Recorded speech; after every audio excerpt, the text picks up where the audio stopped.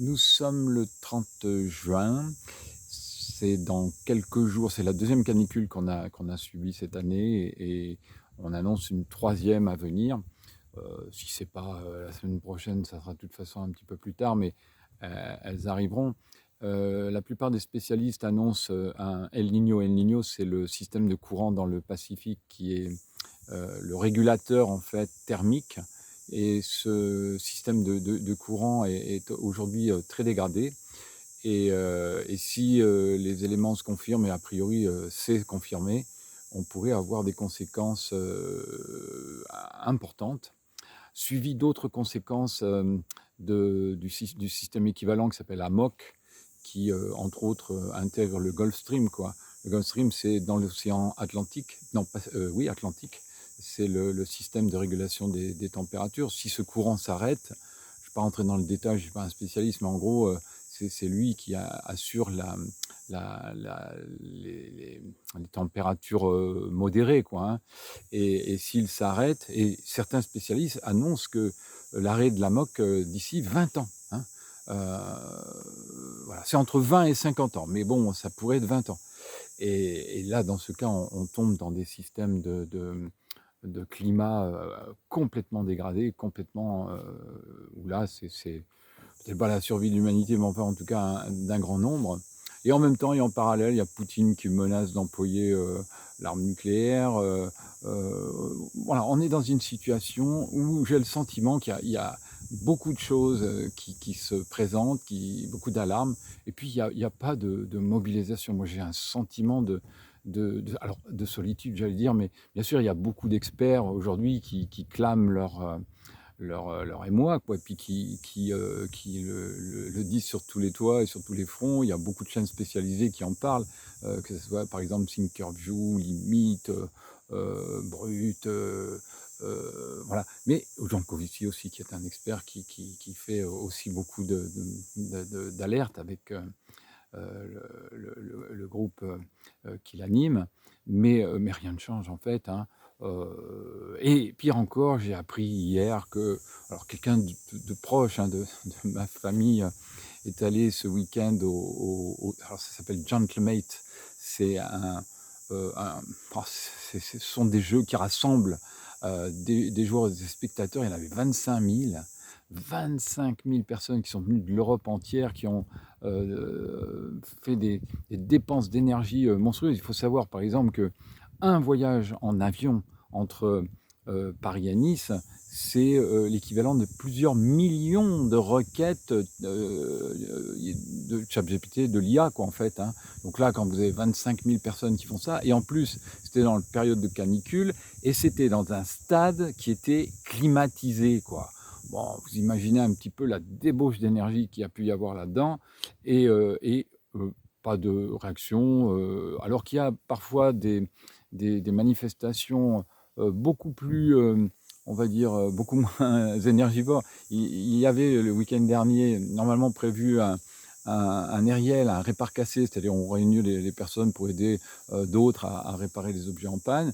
Et puis celui-là, comment, le département, enfin, a souhaité, arrêter, de même que, certaines manifestations, scolaires ont été, annulées. Mais là, ce système de Gentleman, 25 000 personnes, ça n'a pas été annulé, loin de là. Et alors pire encore, enfin pire ou pas pire, mais enfin équivalent, il y a ce week-end qui vient, tout près de moi, à 10 kilomètres, quoi, un meeting aérien, heu qui va avoir lieu. Il y a 15 jours, c'était un autre meeting aérien qui avait lieu à Villeneuve-sur-Lot. Bon, une débauche de kérosène et de pétrole et d'émissions de gaz à effet de serre, quoi. Moi, j'ai le sentiment que dans 20 ans, 15 ans, peut-être même 15 ans, où on va, avoir des situations qui vont être dantesques.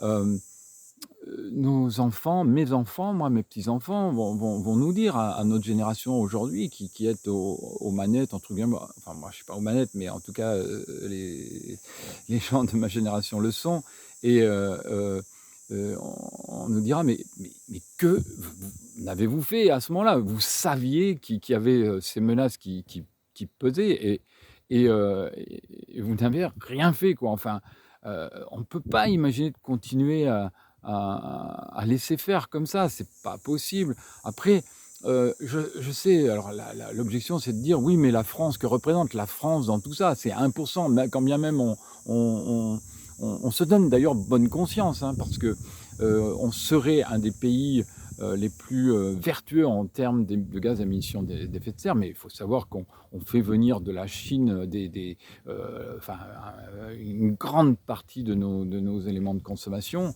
et donc c'est là-bas que ça pollue, mais ça revient au même, hein. Bon, voilà. Donc ce qui m'attriste aussi, c'est qu'en fait, à titre, si on peut rien espérer à niveau national, au niveau international, on peut se dire: «Bon, bah, il va y avoir, on peut espérer, en tout cas imaginer, organiser une mobilisation locale et faire en sorte que, ben, on puisse créer des groupes qui puissent s'organiser, se préparer, à ce qui va être très, très, très, très difficile à vivre, quoi, en fait, hein. Et donc, bah, j'ai posté, ne serait-ce qu'hier soir, enfin quelques posts. En fait, il y en a un où je proposais d'organiser, comme je l'ai fait des dizaines et des dizaines de fois, des petits ateliers. J'ai proposé une centaine d'ateliers que je vais programmer avec les personnes qui pourraient venir proposer leurs services pour échanger leur savoir-faire. Il n'y a pas, y a pas d'argent là-dedans, hein. Y a pas c'est simplement de l'échange de savoir-faire. Et bon, à cette heure, bon, il y a pas de réaction, quoi, en fait, hein. C'est quand même, ou très peu, quoi. Enfin non, non, directement, aucune réaction. Et je sais que cette vidéo, comme les autres, ne génère que quelques vues, quoi. Hier, j'ai posté aussi pour la première fois la présentation du premier pilier du réalisme.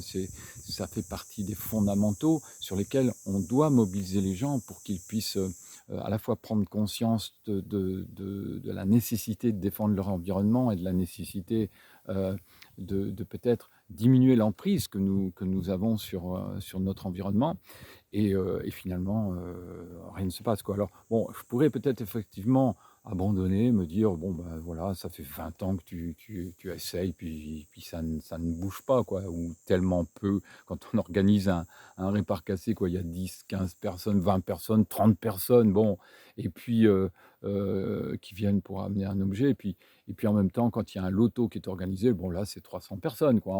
On voit bien qu'aujourd'hui, on est dans une société qui met la priorité sur le plaisir, sur les loisirs, sur tout ça et qui met de côté la nécessité, à la fois de se préparer, de s'organiser. Bon, alors moi, je ne suis pas forcément, un exemple là-dessus. Je suis pas forcément, vertueux. C'est vrai qu'on peut m'objecter: «Ouais, tu as une piscine». Alors bon, d'abord, c'est pas moi qui l'ai voulu, hein, c'est ma compagne. Moi, je m'y opposais, mais bon, par principe, ben, oui, pendant ces canicules, je me suis pas baigné, quoi, par éthique, en quelque sorte. Et cette piscine, faut dire la vérité, ça fait 10 ans qu'on l'a, on n'a pas changé l'eau. Pas une fois, l'eau n'a été, changée, si ce n'est les apports, dus à l'évaporation et cetera, mais sinon, on n'a pas changé l'eau. Il est possible aujourd'hui et puis moi, psychologiquement, je me dis: «Bon, voilà, c'est une réserve, si jamais, demain on vit un effondrement», c'est même pas si jamais, c'est que ça va arriver. Moi, je suis persuadé que ça va arriver. Donc le problème, c'est pas si ça va arriver, mais quand.